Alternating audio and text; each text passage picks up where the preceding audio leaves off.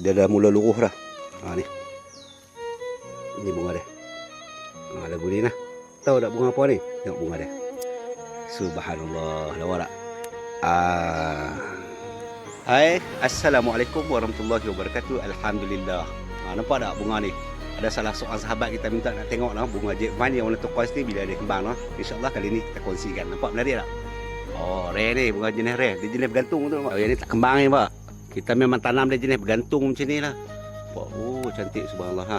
Dia tak kembang ni. Kita tunggu masa dia nak kembang lah. Dia punya bunga dia ni yang mana luruh ni. Nampak dia ada biji-biji kecil-kecil ni, nampak? Oh, biji-biji ni. Dia pun buat goreng, buat sayur ni, no. Ada setengah tempat tu dia pun buat goreng, buat sayur. Buat macam sayur campur tu.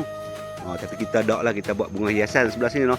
Sebab dia kena ada kaedah dia, rebuih lah apalah macam tu lah, nak bagi hilangkan toksin dia dulu baru boleh makan, no. Cantik lah, nampak tak? Subhanallah.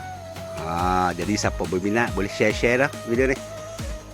Okeylah, sekadar tu dulu. Harap bermanfaat. Terima kasih banyak. Assalamualaikum warahmatullahi wabarakatuh.